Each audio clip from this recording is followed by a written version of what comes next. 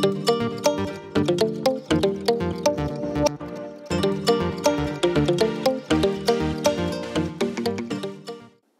நேயர்களுக்கு வணக்கம். இன்னும் ஒரு நாட்டு நடப்பு அரசியல் இரட்டையிலே உங்களை சந்திக்கிறோம். நான் அனுராஜ், என்னுடன் மது காலைக்கேர் பத்திரிகையின் பிரதம ஆசிரியர் பிரேமானந்த். வணக்கம். வணக்கம். வணக்கம் நேயர்களே. பரபரப்பாக எங்களுடைய உள்ளூராட்சி தேர்தலுக்கான வேட்பு மனுக்கள் தாக்கல் நிறைவு செய்யப்பட்டிருக்கிறது.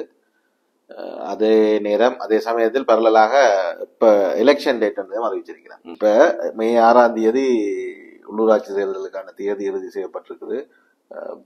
சும்மா பார்த்தோம்னா இன்னொரு 45 நாள் அதுக்கு இருக்குது. அதுக்குள்ள இனி திரும்ப நிறைய விதிகள், இப்ப எங்களுடைய புது வருஷ சித்திரை புத்தாண்டு கொண்டாட்டங்கள், அது எழுதுகளோட இந்த கட்சிகள் எல்லாருமே இப்ப திரும்ப முதல்ல இருந்து ஆரம்பிக்கும். என்னன்னா யார் எந்த கட்சி, யார் என்ன சின்னம்ன்றது எல்லாம் பெரிய சில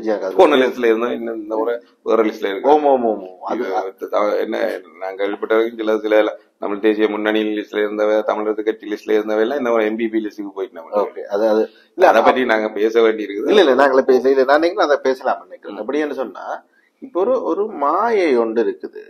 என்பிபி ஒரு காலத்துல தமிழ் தேசிய கூட்டமைப்பு இருந்த மாதிரி தும்புதறியை கொண்ட நிறுத்தினாலும் அவர் எம்பி ஆவார் என்ற ஒரு பிம்பம் ஒன்று இருந்த மாதிரி வாக்கப்படுவோம். இந்த முறை அப்படி ஒரு ஓகே. இப்ப இந்த ஜனாதிபதி தேர்தல் முடிஞ்சோன்னு, ஜனாதிபதி தேர்தல்ல அப்படியான ஒரு எண்ணப்பாடு இருக்கு. ஆனா இந்த இதுல நாடாளுமன்ற தேர்தல் அது இப்ப அப்படி ஒரு மாயை இருக்குது. அதான கிரவுண்ட்ல அப்படி இருக்காது. ஓட்டிங்ல அது ரியாக்ட் பண்ணுமான்னு எனக்கு தெரியல.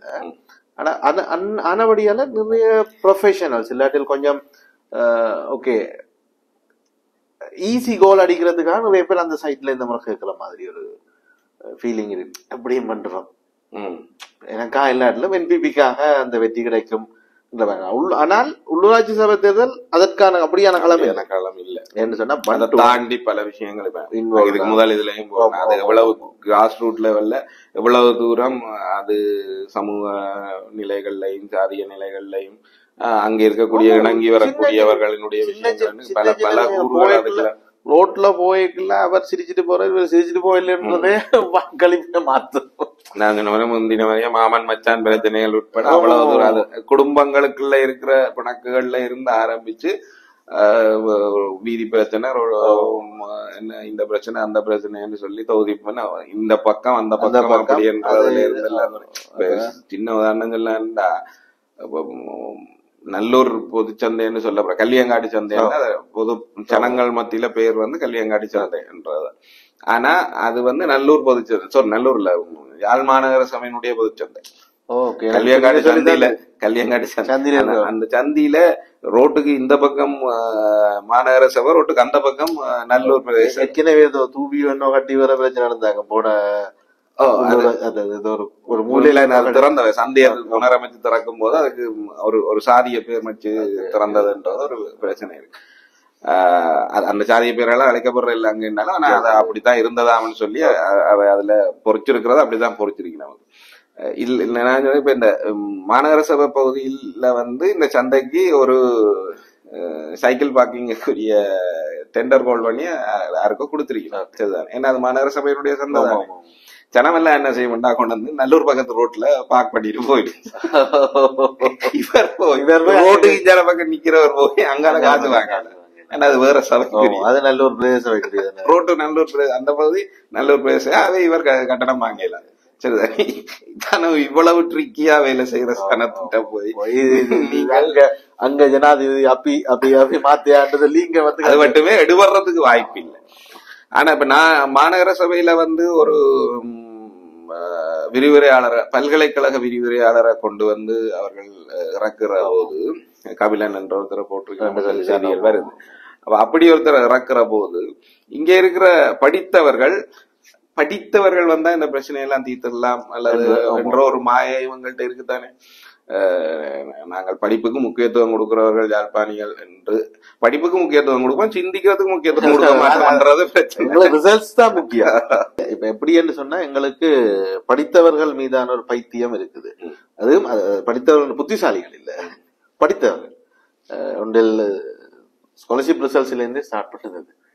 ஸ்காலர்ஷிப் ரிசல்ட்ஸ், ம், O level results, A level results, யூனிவர்சிட்டியில கிளாஸ் அடிச்சோம், இந்த மாதிரியான விஷயங்கள் மீதான ஒரு இது இருக்குது. ஆனா ஒரு காலத்துல அது நல்ல வழிக்கு பயன்படுது.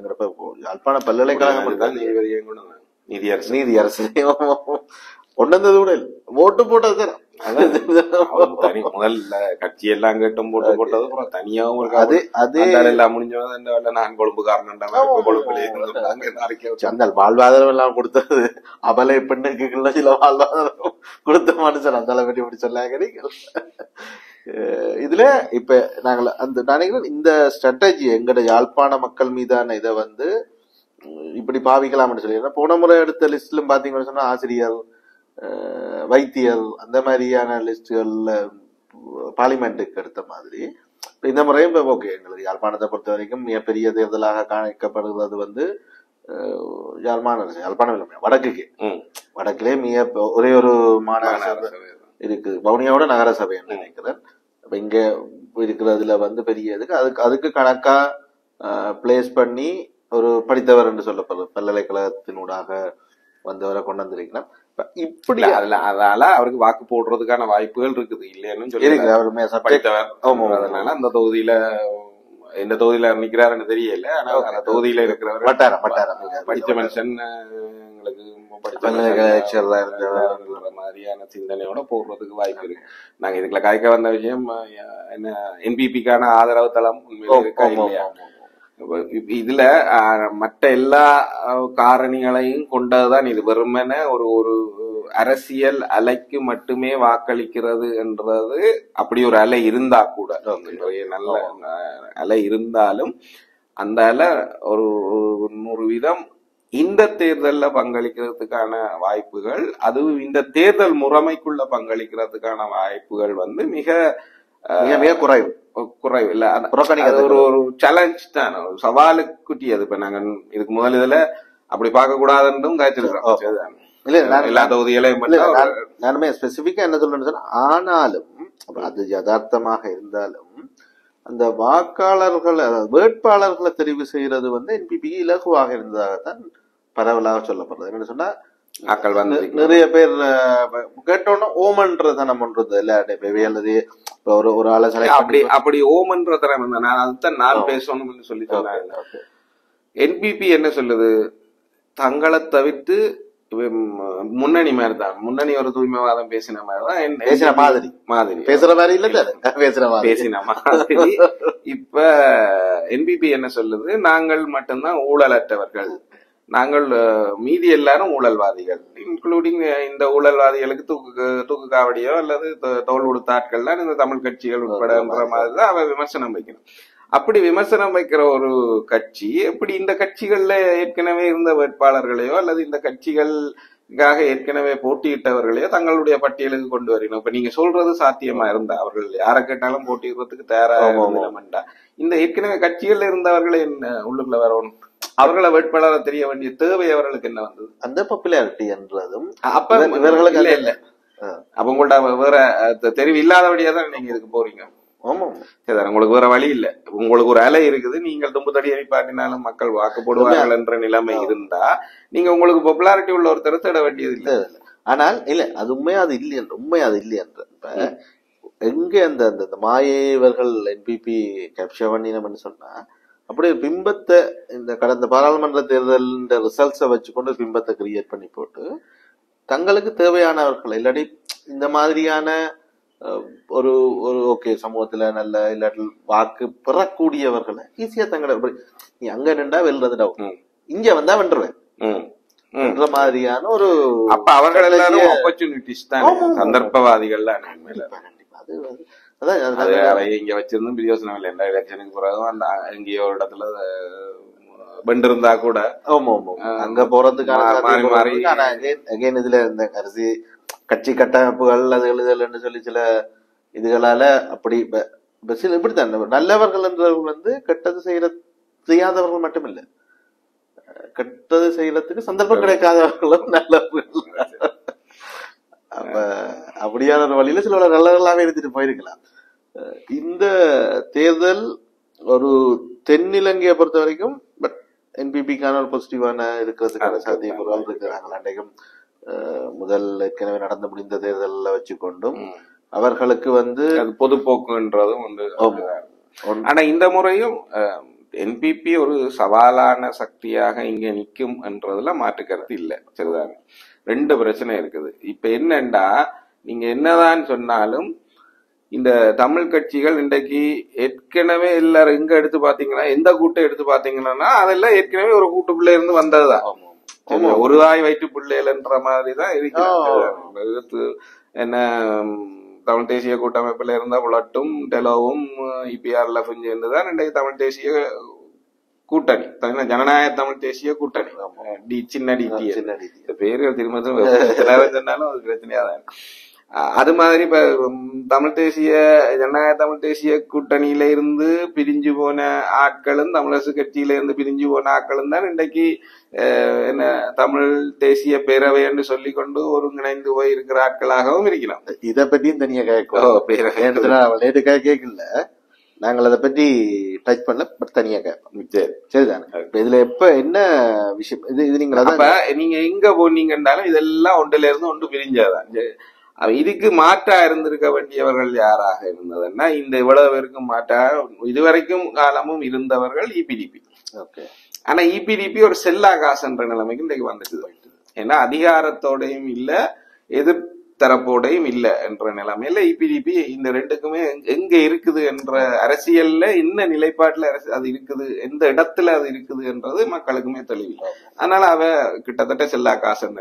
அப்ப இந்த கட்சிகள் எல்லாமே ஒரு பக்கமாகவும், இதுக்கு எதிரான ஒரு பகுதி என்று பாத்தீங்கன்னா அது சுதந்திர கட்சியோ அல்லது தேசியவையோ ஒருத்தரும் இல்ல. சுதந்திர கட்சியை தூக்கி வச்சிருந்தது அங்கே களத்திலேயே இல்லை, அரசியல் களத்திலேயே இல்லை. இப்ப அது மாதிரி என்ன ஐக்கிய தேசிய கட்சி என்ன, ஐக்கிய தேசிய கட்சி இந்த தேர்தல் அக்கறை காட்டுற மாதிரி இல்ல. நான் அங்க விழுந்த அடியோட இங்க படுத்தே விட்டான்ன்ற கதையில தான் ஐக்கிய தேசிய கட்சி எல்லாம் எந்த முறை பாராளுமன்ற தேர்தல்லையே ஒரு ப்ராப்பரான இதை நோத்துல கொண்டு வரலன்னு சொன்னா, அது வரைக்கும் எம்பியா இருந்த விஜயலாமேஸ்வரன் கூட போட்டியிடாத ஒரு நிலைமை தான் பாராளுமன்றத்தில்.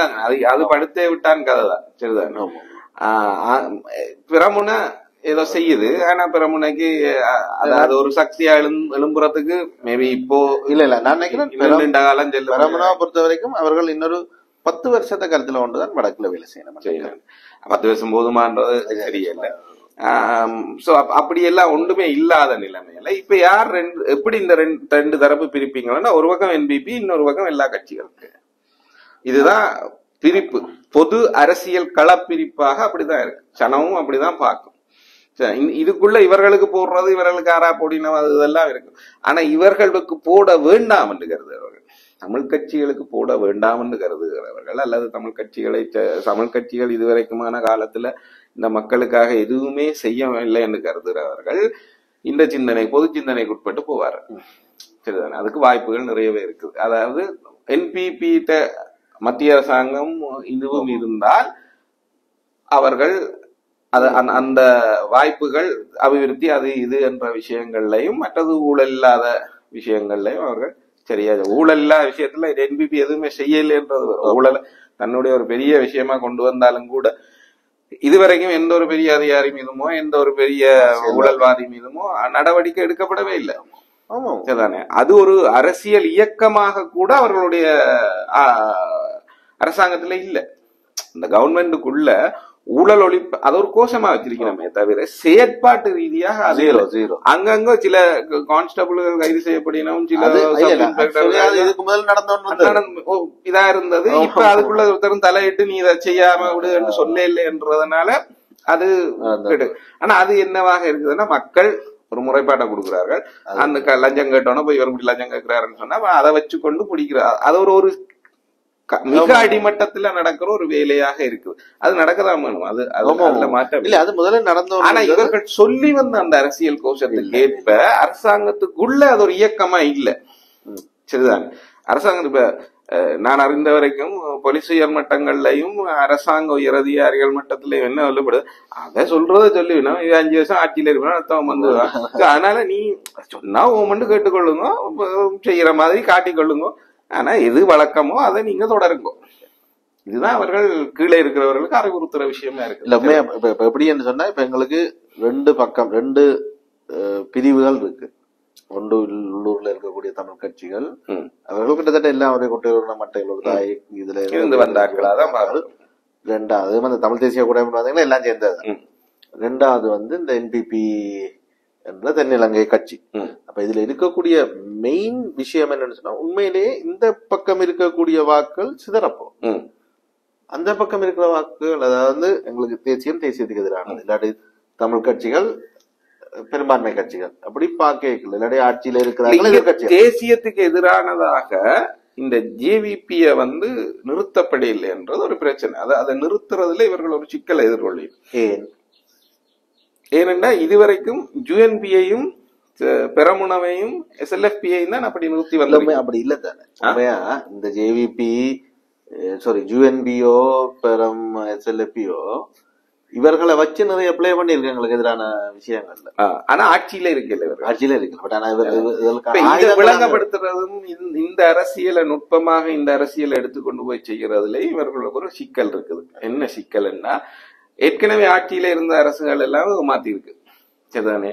இப்ப ஒரு பேச்சுவார்த்தை என்று வந்தா இவர்கள் அங்க இருக்கிறவர்களோட முரண்பட்ட நிலையில போய் பேசுறதா அல்லது இணக்க நிலையில போயிருந்து பேசுறதா என்ற ஒரு சிக்கல் இருக்கு, சரிதானே? இப்ப இவர்களை எதிரிகள் ஆக்கி கொண்டா, இப்ப இந்த தேர்தல்களை முன்வைத்து இவர்களை எதிரிகள் ஆக்கி கொண்டா திரும்பவும் பழையபடி மற்ற ஆட்சிகள்ல இருந்த மாதிரியே ஒரு தீர்வு கிடைக்காது என்ற நிலைமைக்கு அது கொண்டு போய் விட்டுருமோன்ற ஒரு அச்சம் இருக்குது. அதனாலதான் கடந்த தேர்தல்கள்ல கூட ஏவிபிய தாக்கி தமிழரசு கட்சியோ அல்லது ஜனநாயக தமிழ் தேசிய கூட்டணியோ பெரிய அளவுல எதையும் சொல்லி இருக்காது. ஆக இவர்கள் மட்டும்தான் சில அவர்களே கூட தேர்தல் கோஷமாக அதை வைக்கல. யார சொல்றீங்க? முன்னணி கஜேந்திரகுமார் என்ன சொன்னாருன்னா, நீங்க 10 இவங்களுக்கு தர்றாண்டாதான் நாங்க போய் இந்த இவர்கள் ஒரு தேசிய புதிய அரசாங்கமைப்பை கொண்டு வர போகிறார்கள், அந்த அரசமைப்பு உங்களுக்கு பாதகமா முடியும். பாதகமானு சொல்லல, அதாவது ரணில் கொண்டு வந்த அரசமைப்பு தான் வரும், அதுல ஐக்கிய ராஜ்யம் இருக்குது, அந்த ஐக்கிய ராஜ்யம் அவர்கள் திருப்பி கொண்டு வந்துருக்கீங்க, அத வேண்டாம் என்று சொல்றேன்னா நீங்க எங்களுக்கு எல்லா 10 தரணுமே தவிர, அப்படிதான் கேட்டவையே தவிர, பிரச்சாரம் வச்சவையே தவிர, இந்த ஜேவிபி தமிழர் விரோத சக்தி என்றத எடுக்கிறதுக்கு எந்த அரசியல் கட்சிகளும் தயாரா இருக்கல. இங்க உண்மை என்னன்னா அது அப்படிதான் இருக்கு. அடிப்படையில ஜேவிபி ஒரு தமிழர் விரோத சக்தி. ஜேவிபிக்கு உள்ள ஒரு தரப்பு, அதாவது அனுரகுமார திசாநாயக்க உட்பட கொஞ்சம் பேர் தாங்களுடைய தலைமை அதற்கு முன்னரான காலத்துல சில தவறுகளை விட்டு இருக்குது, அது திருத்தப்பட வேணும். தமிழ் மக்களுடைய நியாயமான கோரிக்கைகள், தமிழ் மக்களிடம் நியாயமான கோரிக்கைகள் இருக்கின்றன. தமிழ் மக்களின் எல்லா கோரிக்கையும் சொல்லல, தமிழ் மக்களிடம் நியாயமான கோரிக்கைகள் இருக்கின்றன, அவை குறித்து பரிசீலிக்கப்பட வேணும் என்ற ஒரு நிலைப்பாடு மட்டும்தான் வச்சிருக்கணும். ஆனா அது கட்சியினுடைய நிலைப்பாடாக இந்த வரைக்கும் அறிவிக்கப்படல, சமஷ்டி ஒரு தீர்வாக அறிவிக்கப்படல, ஏற்றுக்கொள்ள. கட்சிக்குள்ள எங்களை சார்ந்து அல்லது நாங்கள் கேட்கிறதுல நியாயம் உள்ளது என்று கருதுகிற சிலர் இருக்கிறார்கள். இதுதான் நிலைப்பாடு. கட்சி அந்த நிலைப்பாட்டுக்கு வந்துட்டுதான் கேட்டீங்கன்னா இல்லைன்னா என்ன எடுத்த எடுப்புல மயிலிட்டில நாங்கள் பிஆரை உடைக்க மாட்டோம்னு ஒருத்தர் சொல்லலாம். அதுக்கு பிறகு அவர் நாடாளுமன்றத்தில் அவர் அறிக்கை சமர்ப்பிக்கும் போது அது சட்டவிரோதமாக தான் அமைக்கப்பட்டிருக்கு, அது விகாரைக்கண்டு ஒரு காணி இருக்குது, ஆனா இந்த சட்டவிரோதமா வைக்கப்பட்டது பிறகு நீங்க எப்படி முடிக்க மாட்டேன்னு சொல்லலும், அது வேற. நீங்க அதுல ஒரு பிரச்சனை இருக்குது, அப்படி இருக்குது இப்படி இருக்குதுன்னு சொல்லி அதை பற்றி ஆராயறது எல்லாம் வேற. ஆனா இடிக்க மாட்டேன்னு நீங்க சொல்லல, அங்க சொல்லிட்டீங்களா, நீங்க தீர்ப்பு கொடுத்துட்டீங்க, கன்க்ளூஷனுக்கு வந்துட்டீங்க. அப்ப எங்களுக்கு மாறான ஒரு தீர்ப்பு அது. நாங்கள் என்னதை கேட்கிறோமோ அது அதாவது நியாயமற்ற ஒன்றுதான் நாங்கள் உங்களுக்கு தீர்ப்பாக வழங்க போறோம்னு சொல்லி போட்டீங்க. அது எங்க இருந்து வருது அந்த சிந்தனை? அடிப்படை ஜேவிபில இருந்து தான் வருது. அதான் நீங்க அப்ப இத கொண்டு போய் நீங்கள் வெளியில சொல்லுறதுக்கும் அதை பேசுறதுக்கும் இவர்கள்ட்ட இருக்கிற ஒரு தயக்கம் இருக்குல்ல, அது பிரச்சனையா இருக்கு. அப்ப அதுதான் அங்க கொடுக்கப்படுற வழி. அதுல இவர்கள் என்ன கொண்டு வர, நாங்கள் ஊழலற்ற ஆட்சியை செய்வோம். அரசியல்வாதிகளுக்கு எதிராக அந்த ஊழல் குற்றச்சாட்டு எப்பவுமே இருக்கு. எங்கட தமிழ் அரசியல்வாதிகள் மீதும் அந்த ஊழல் குற்றச்சாட்டு தொடர்ந்து இருக்குது. ஊழல் குற்றச்சாட்டுன்னா இவர்கள் பெரிதாக கோடிக்கணக்கில் காசு அடிச்சினவன் இல்ல, ஆனா சின்ன சின்ன அவரவர் அளவுல இப்ப அர்ச்சுனா இவையெல்லாம் காசு அடிக்கணும்னு சொல்லி போட்டு அண்ணன் மகன் பேரை போட்டு தான் காசு எடுக்க இல்லையா, எடுத்து நான் எடுக்கிறேன்னா அது எந்த தேவைக்கு காணாம இருக்குன்னு அது பதில் சொல்லு இல்லையா. அப்ப அது மாதிரி செய்யும் போது அப்ப மக்களை பொறுத்த வரைக்கும் அது ஊழல் இல்ல. நீ யார்கிட்ட பேரை போட்டா 5 பேரை உனக்காக வேலை செய்த ஒரு 5 பேரை போட்டு அவனுக்கு சம்பளம் கொடுக்கலாம் 2 விட்ட இடத்துல. இங்க என்ன செய்றீங்க, அந்த சிஸ்டத்தை உங்களுக்கு வளைச்சு நீங்க மொத்தமா அப்படியே அள்ளி கொண்டு போறீங்க. அங்கங்க பொசிய கூட விடுறீங்க இல்ல. சரியா தானே. இப்ப எல்லா வாய்க்காலும் முந்தி வாய்க்கால வெட்டி விடுறதா, குளத்துல இருந்து வயலுக்கு போற வாய்க்கால் வெட்டி விடுறது. இப்ப சிமெண்ட் போட்டு அடிச்சிரு. அப்ப என்ன நடக்கும்னா புல்லுக்கும் பொசியாது. அப்ப புல்லுக்கு பொசி தண்ணி ஊறி புல்லு வளர்ந்து அந்த கரையெல்லாம் மாடு மேய்ஞ்சு தெரியும். அந்த மாடு மேய்ஞ்சு தெரியும். அந்த நரிப்பயர்ன்னு சொல்லி ஒரு இது இருக்குது, அதுல எல்லாம் வளர்ந்து இருக்கு. அதுகளோட இல்ல இப்ப இல்ல. அப்ப மாட்டுக்கு சாப்பாடும் இல்ல, எல்லாம் கான்கிரீட் போட்டு அடிச்ச மாதிரி வலிச்சு கட்டி விட்டுட்டாங்க. இப்ப நீங்களும் அதையே தான் செய்து வச்சு. அப்ப சனத்தை பொறுத்த வரைக்கும் அது உங்களுக்கு கண்ணி திறந்து விட்டா வயலுக்கு நேர வர்ற கணக்கா எல்லாம் உங்களோட குடும்பத்துக்குள்ள மட்டும்தான் வந்து சேருமன்றாங்க. அது ஜனங்களா தான் பாக்குது. இதுல அடிப்படையில அவர்களுக்கு அந்த பணம் போதாததா இருக்குது.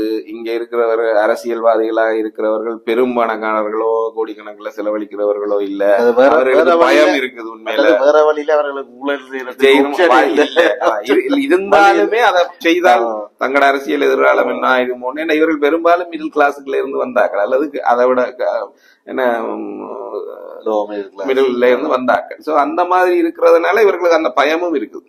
கையன்னிட்டு இப்படி எதுவும் வாங்கி இங்க மாட்டிக்கொண்டா எல்லாம் போச்சுது என்றதுனால அவர்கள் அந்த பெரிய ஊழலும் செய்யறது. இதெல்லாம் நியாயமானதா இருந்தாலும் மக்கள்கிட்ட இந்த கருத்து இருக்குது என்றதும் உண்மையான.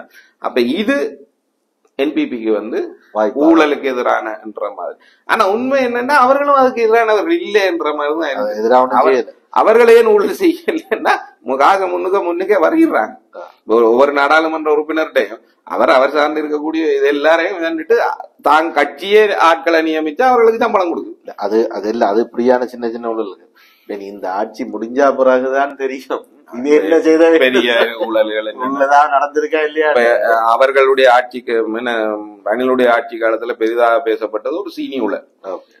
சீனி இறக்குறதுக்கு முன்னம், அதாவது வரி கூட்டப்பட போகுது அதுக்கு தெரியறதுக்கு முதல் எத்தனையோ கோடிக்கணக்கான டொன் இதை கொண்டு வந்து இறக்கி போட்டு வரிய கூட்டினோன்னு அந்த கூட்டின விலைக்குதான் சீனி வெளியில விடப்பட்டது என்றது. அதுல அரசாங்கத்துக்கு கிட்டத்தட்ட மத்திய வங்கி ஊழல் அரைவாசி காசு இங்கேயும் ஊழல் செய்யப்பட்டதுன்னா 4500 கோடிகள் கிட்ட. ஆனா என்ன நடந்தது அதை பற்றி எங்க அப்ப நீங்க தேர்தல் காலத்துல பிரச்சார காலத்துல பேசினீங்க. எங்கள்கிட்ட என்ன 500 ஃபைல் கிடக்க 600 ஃபைல் கிடக்குன்னு எல்லாம் எங்க இப்ப அதெல்லாம் கரையானடிச்சு போச்சு. நீங்க ஒரு ஊழலுக்கு எதிரான அரசாங்கமே இருந்தா நீங்க அதன் மீது நடவடிக்கைக்கான அறிகுறியே காட்டல வரும். கண்டிப்பா இல்லையே. அப்ப அப்படி இருக்கும் போது உங்களை என்னன்னு நீங்க ஒரு ஊழல் எதிர்ப்பு அரசாங்கமா. ஆனா இதையெல்லாம் எடுத்து சொல்றதுக்கு யாரு இருக்கிறது என்றால் இங்கே நாங்கள் எல்லாம்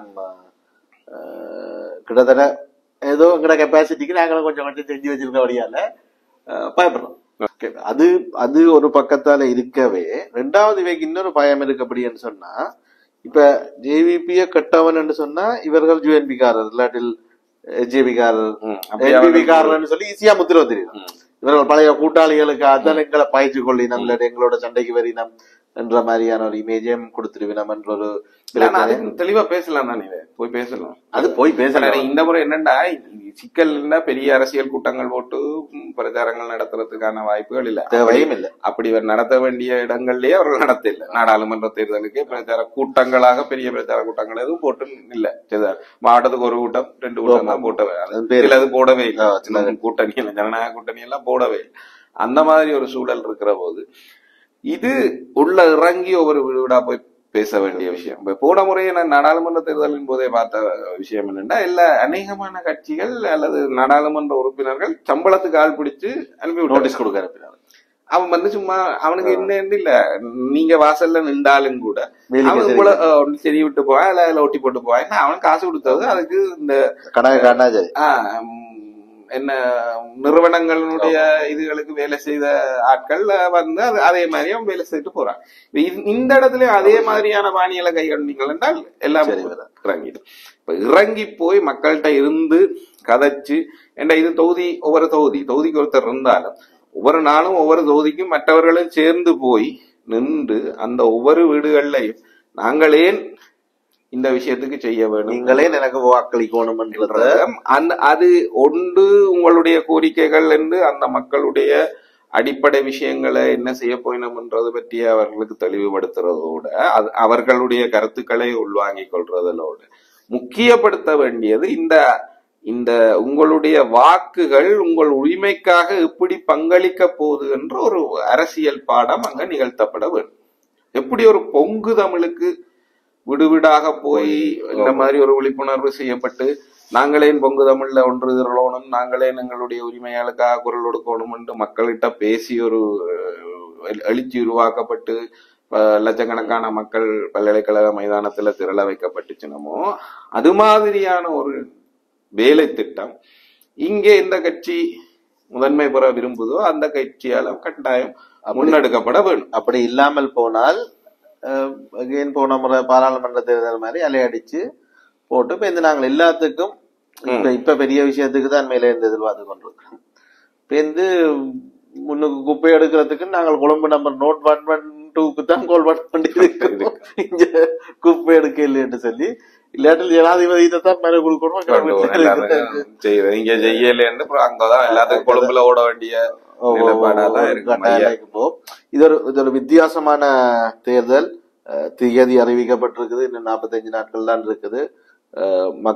மக்களாக இருந்தவர்களை மக்கள் சேவைக்காக தெரிவு செய்யப்படுற ஒரு தேர்தல். அதை எப்படி பார்க்க போயினா அது ஸ்பெஷலி எங்களுக்கு தென்னிலங்கை கட்சிகள், அது என்பிபி என்று சொல்லப்படுற ஜேவிபி என்னுடைய பசப்பு வார்த்தைகள் அல்லது அந்த மாயத் தோற்றங்களுக்கு மயங்கி மக்கள் வாக்களிக்க போகிறார்களா அல்லது சரியோ புலியோ எங்களோட இருக்கிற ஒருத்தன் வந்தா நாங்கள் நாளைக்கு கூப்பிட்டு கேள்வியாவது கேட்கலாம் என்ற மாதிரியான நிலையில உள்ளூரில் இருக்கக்கூடிய வடக்கு கிழக்கு சார்ந்த தமிழ் கட்சிகளுடைய பிரதிநிதிகளை தெரிவு செய்து விட போகிறது. இது நான் என்ன சொன்னா, இப்ப நீங்க சொன்ன விஷயத்துல உண்மையாகவே இது ஒரு பிரச்சாரமாக தமிழரசு கட்சி உட்பட மற்ற கட்சிகளும் வந்து தமிழ் கட்சிகள் கொண்டு போகணும்.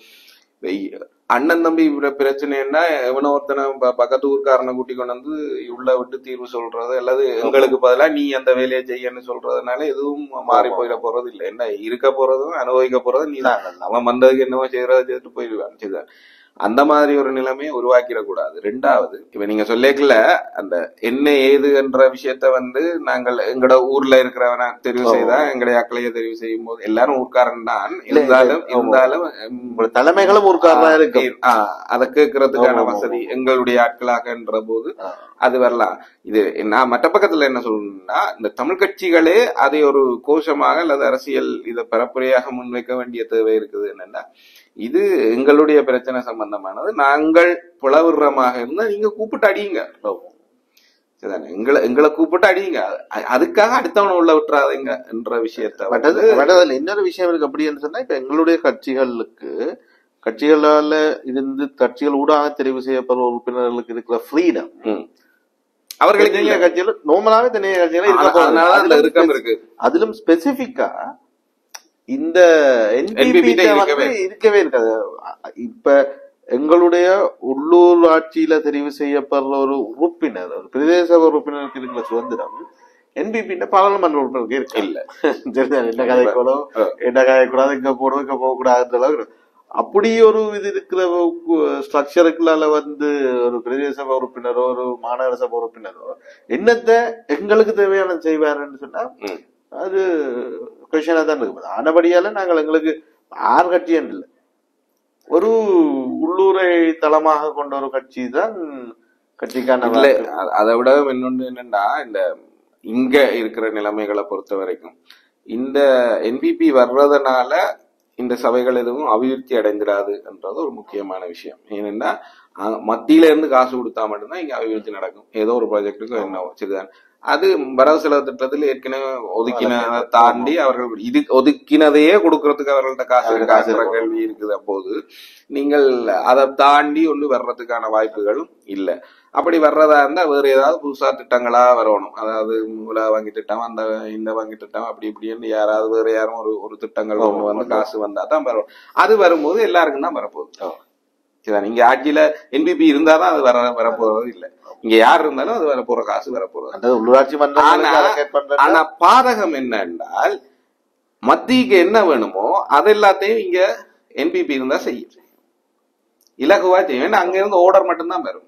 திருப்பி காய்க்கிறதுக்கோ கேள்வி கேட்கறதுக்கோ நியாயம் சொல்றதுக்கோ எல்லாம் இவர்களுக்கு இடம் இருக்க போறது இல்ல. வர்ற ஓர்டரை கரிய அவுட் பண்ணுவோம். இங்க இருந்து ரிக்வஸ்ட் அனுப்ப கூட இயலாது. அந்த மாதிரி ஒரு சூழல்லாம் இருக்கும்போது அப்ப இங்க நடந்தா என்பிபி இங்க உள்ளூராட்சி சபைகள்ல ஆட்சிக்கு வந்தா அது யாருக்கு சாதகமாக முடியும்னா கொழும்புல இருக்கிற அரசுக்கு தான் சாதகமாக முடியும், மத்திய அரசுக்கு தான் சாதகம், அதுக்கு மட்டும்தான் சாதகமாக முடியும். எங்களுக்கு பெரிய சாதகங்கள் எல்லாம் வர்றதுக்கு வாய்ப்புகள் பெரிய அளவுல இல்லை. பார்க்கலாம் என்ன மாதிரி இந்த தேர்தல் திருவிழா ஆரம்பிக்கின்ற கொடியேற்றத்தோட ஆரம்பிக்கும் இன்னைக்கு.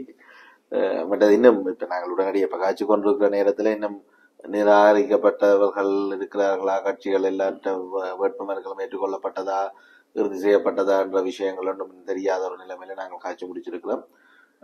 இன்னும் ஒரு நாட்டு நடப்பு பெரிய லெவல்ல இருக்கிறதுக்கு வாய்ப்பு இருக்காரு. நம்பர் என்னன்னா இது ஒரு செகண்ட் சான்ஸ் தானே.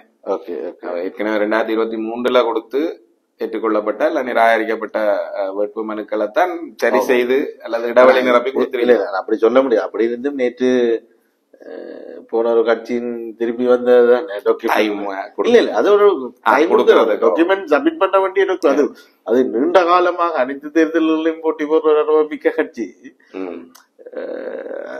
இணைக்கப்பட வேண்டிய ஆவணங்கள் அந்த கட்சிக்கு போன முறை இருந்ததுல இருந்து அதான் அது கையறு நிலைமைக்கு போயிட்டு கிட்டத்தட்ட காணாம போன நிலைன்றதுல மொத்தமும் புதுசா கொண்டு வந்திருப்பினும் செய்யறவர்களும் புதிய ஆட்களா இருந்திருப்பினும் தேவை. எல்லாரும் இப்ப அங்கால போயிட்டு அதான்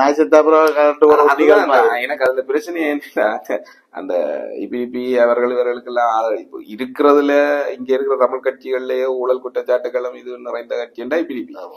ஏன்னா அதுக்குதான் ஊழல் செய்யறதுக்கும் வாய்ப்பு இருக்கிற இடத்துல இருந்தது அரசாங்கம் அமைச்சர் அது இதுன்னு இருந்ததுனால அங்க அதன் மீதுதான் குற்றச்சாட்டுகள் அதிகம் இருக்கு. இப்ப என்னன்னா அவர்களுக்கு வாக்களித்தவர்களும் அவர்களோட நின்றவர்களும் தான் என்பிபியோட இருக்கிறார். ஆனா என்பிபிஆர் ஊழலுக்கு எதிரான